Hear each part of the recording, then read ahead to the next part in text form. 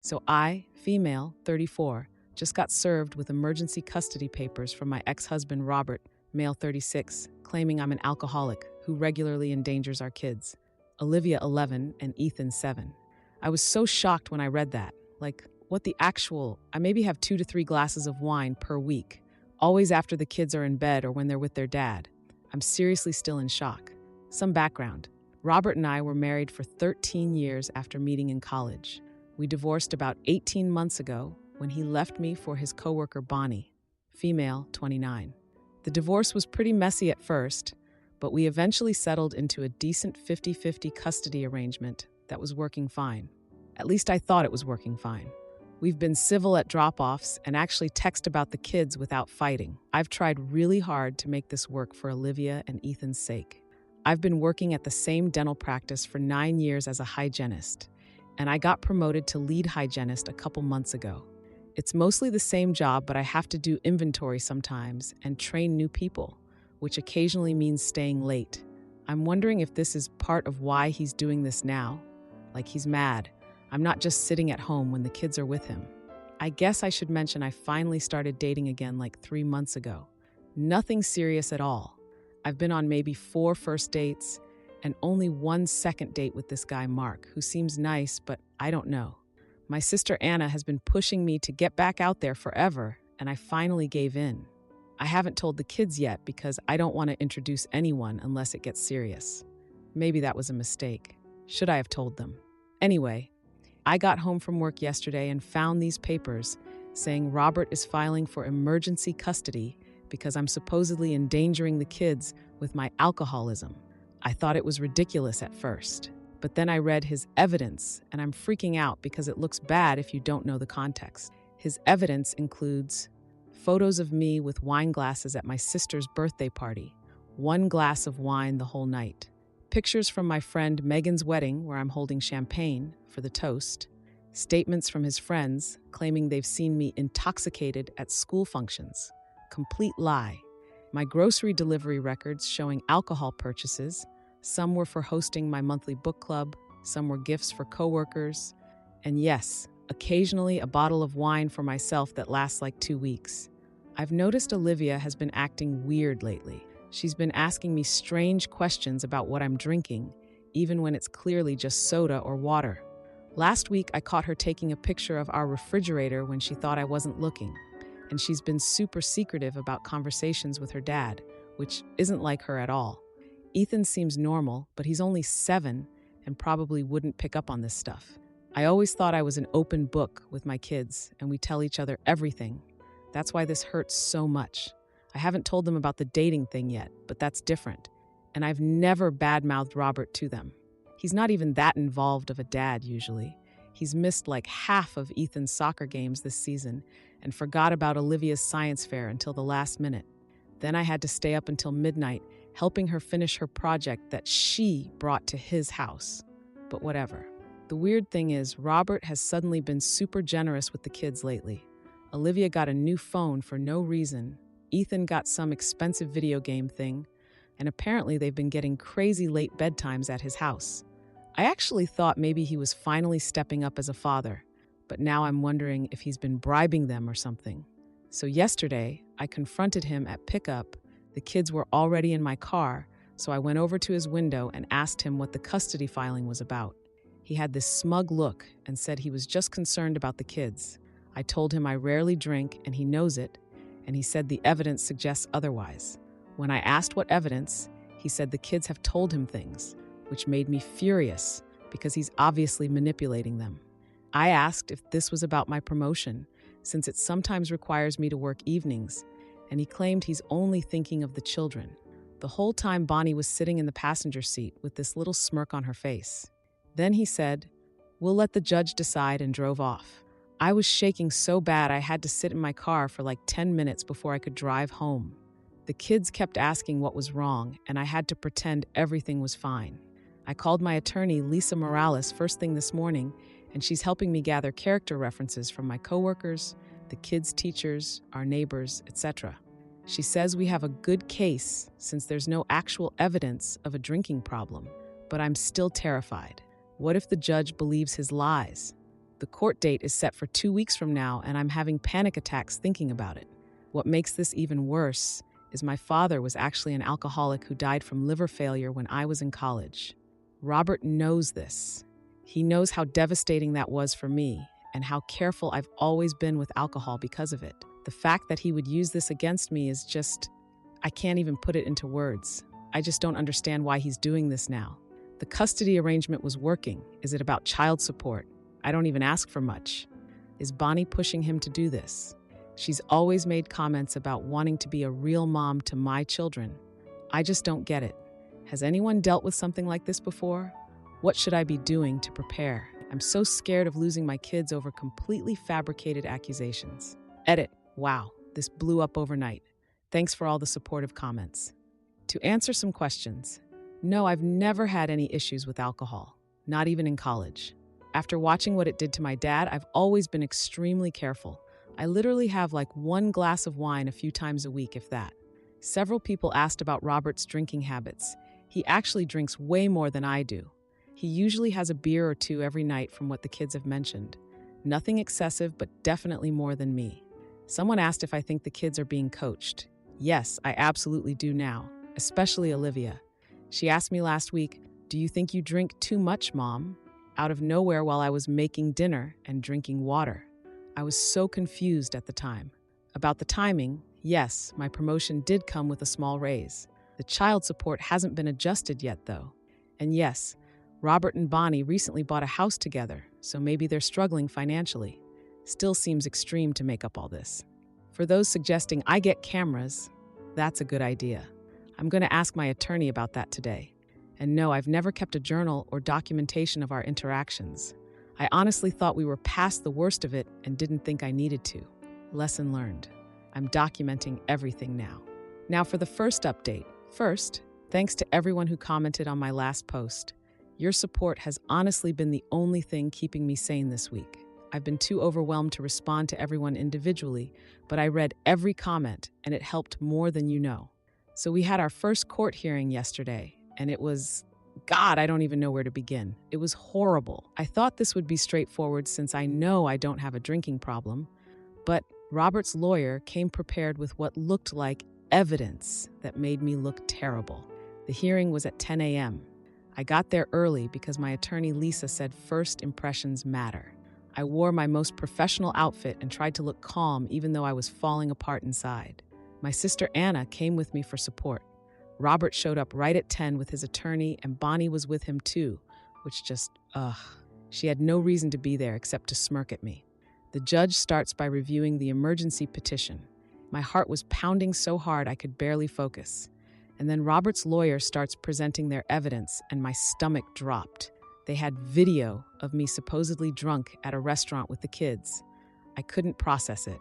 The video showed me looking unsteady, kind of stumbling between tables with Olivia and Ethan visible in the background.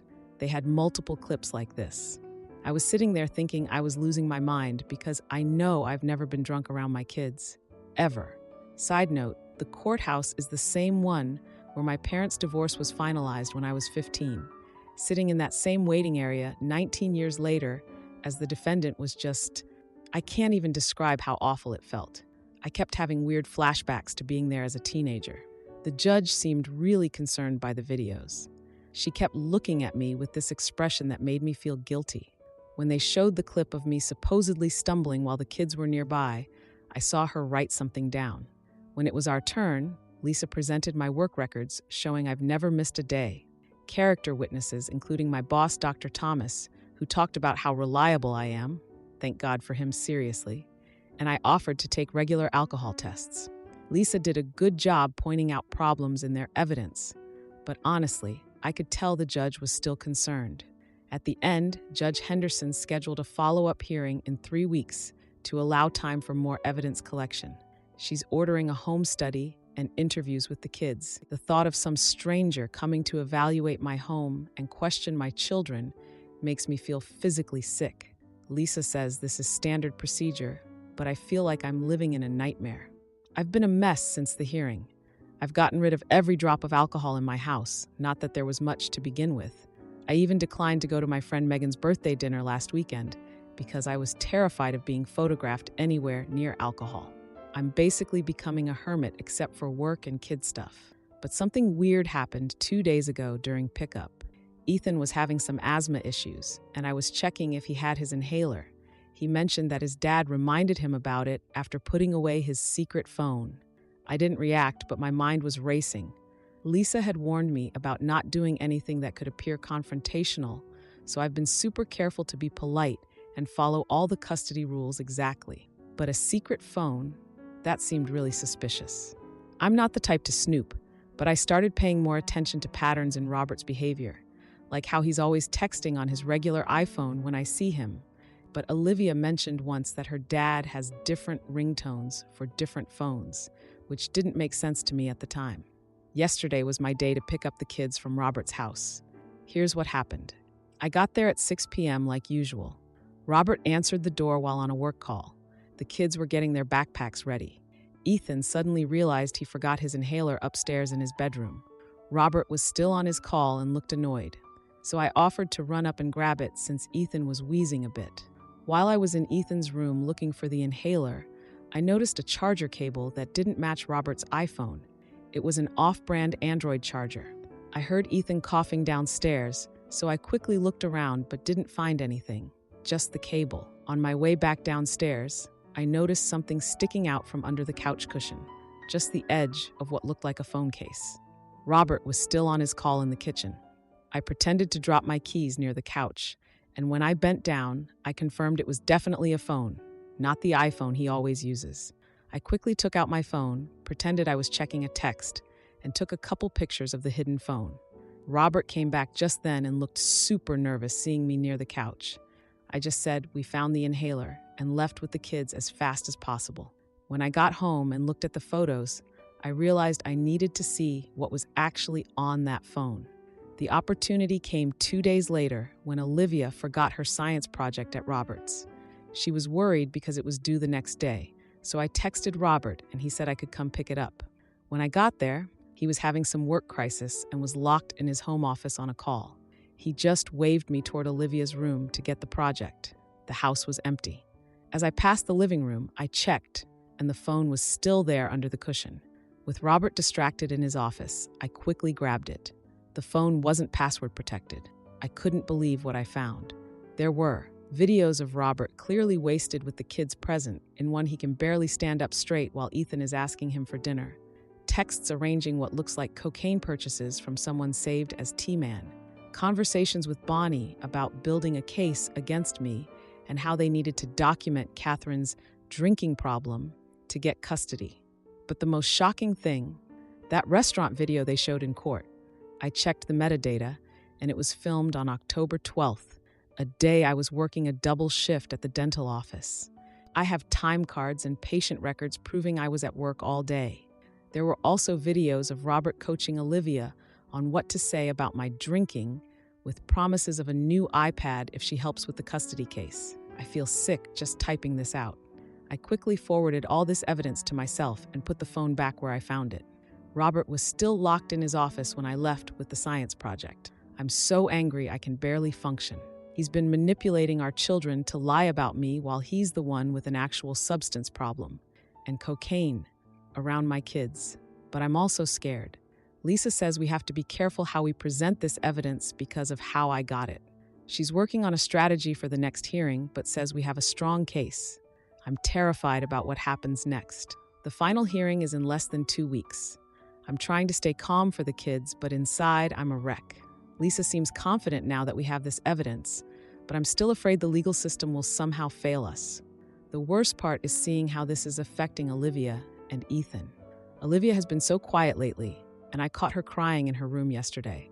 I think she's feeling guilty about whatever her dad has been making her say. Ethan keeps asking when things will go back to normal. I wish I knew. Edit. To those asking if I'm in a one-party consent state for recording, yes, Lisa confirmed I am. That's partly why she thinks we can use the evidence. Edit 2. Several people have asked if I confronted Robert about the phone. No. Lisa was very clear that I shouldn't tip him off that we know anything.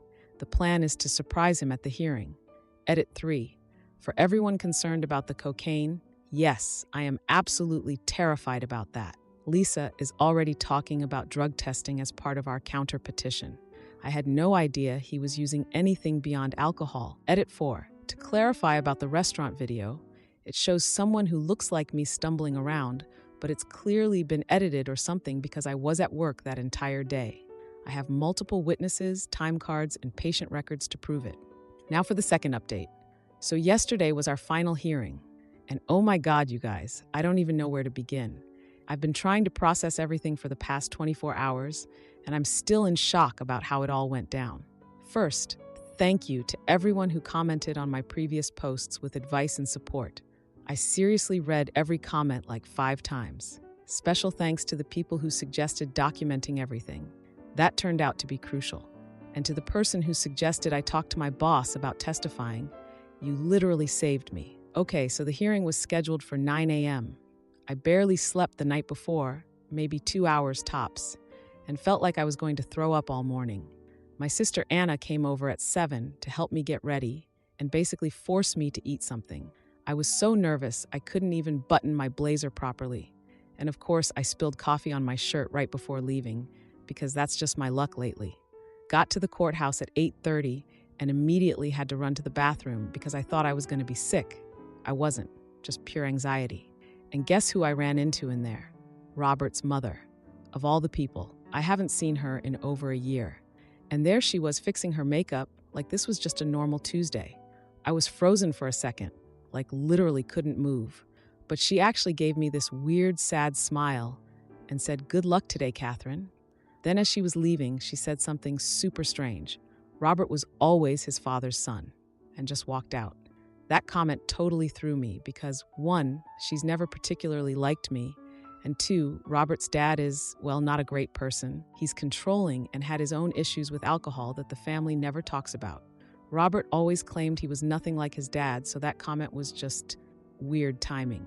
Anyway, Lisa, my attorney, was waiting for me outside the courtroom going over last-minute stuff. She kept telling me to stay calm no matter what was said and to trust her strategy. I nodded a lot, but honestly, I was barely processing anything. At exactly 9, we all went in. Robert was already there, looking so smug in this expensive suit I've never seen before. Where did he even get money for that? He complained for months about paying basic child support. Bonnie was sitting right behind him with a literal notepad like she was some kind of legal assistant or something. She kept giving me these little smirks. Judge Henderson came in looking super serious. She's older, maybe 60s, with these reading glasses she kept putting on and taking off. I couldn't read her expression at all, which made me even more nervous. Robert's lawyer went first. He called their witnesses one by one. Robert's buddy Tony, who I always thought was actually an okay guy until now, their neighbor Susan, and even one of the moms from Ethan's soccer team who I've literally spoken to maybe twice ever. They all basically said the same thing, that they'd seen me drunk at different school or kid functions. Tony claimed he saw me stumbling and slurring words at the winter concert last year. I was literally drinking water that night because I was getting over a cold. I had to sit there and listen to these complete lies while keeping a neutral face. Lisa kept squeezing my arm when I'd tense up, reminding me to stay calm. Every time one of them would say something ridiculous, I'd look at the judge trying to see if she believed them. Her face gave nothing away. I was convinced she was buying all of it and started panicking inside, thinking I was going to lose my kids over these lies. After their witnesses, Lisa started our defense. First, she called my boss, Dr. Thomas, who was amazing. He brought my actual work schedule and patient records, with names redacted for privacy, showing I was at work during several of the times I was supposedly drunk in public, like literally doing dental procedures on patients. He also talked about how I've never missed a day, never been late, and was recently promoted because of my reliability. Next, Lisa called my neighbor who has known me for 5 years and has kids who play with mine. She testified that she's never seen me intoxicated and that the kids are always well cared for. Then things got really interesting. Lisa called Robert to testify. The whole room felt different suddenly. Robert looked surprised but tried to hide it. His lawyer whispered something to him before he went up. Lisa started asking Robert about his own drinking habits, his relationship with his father, and whether he'd ever recorded me without my knowledge. Robert denied using drugs and claimed he rarely drank. He said he only recorded me to document concerning behavior and denied coaching the kids about what to say. Then Lisa asked if he owned a second cell phone, which he denied. That's when Lisa said she had evidence that contradicted his testimony. She presented everything we found on that phone: videos of Robert clearly wasted while the kids were asking for dinner, text messages that looked like drug purchases, and conversations with Bonnie about building a case against me. The worst part was when she showed the technical evidence proving that restaurant video they'd shown in the first hearing was filmed when I was actually working a double shift. She had an IT expert explain how the video had been manipulated. Robert's face changed from shock to anger to panic as Lisa showed the evidence. When she played the video of him coaching Olivia on what to say about my drinking with promises of a new iPad, I had to look away. The judge's expression finally changed. Her face got completely cold. Robert's lawyer tried to object about how we got the evidence, but Lisa explained how Ethan had mentioned the secret phone, and I legally found it in plain view when I was at their home getting Olivia's school project. When the judge asked about the timestamp issues and the texts about cocaine purchases, Robert couldn't even give a straight answer. He tried to claim it was taken out of context, but couldn't explain further. After seeing all the evidence, especially the video of Robert telling Olivia exactly what to say about me, the judge completely dismissed his petition. She granted me primary custody and limited Robert to supervised visits until he completes substance abuse treatment. She even referred the case to the DA for possible perjury charges. I tried not to cry, but couldn't help it. Robert stormed out without speaking to anyone, not even his lawyer. Bonnie just sat there looking shocked. After court, I broke down completely. Lisa was telling me we won, but I was so overwhelmed I couldn't speak. Anna had to help me to the car. The last 24 hours have been really hard. Olivia finally told me her dad had been making her spy on me and promising her gifts if she helped with the custody case. She's been crying and apologizing. I keep telling her it's not her fault, and her dad put her in an impossible position. We have our first family therapy appointment tomorrow. The therapist specializes in kids dealing with divorce and parental manipulation. Ethan is too young to understand everything, but he's having nightmares. He woke up at 2 a.m. asking if Daddy was in trouble and if he was a bad person.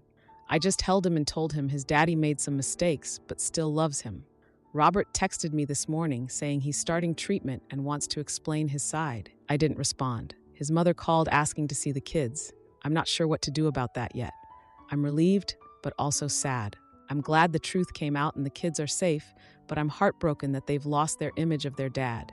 Part of me still doesn't understand how Robert could do this. We were together for 13 years. I thought I knew him.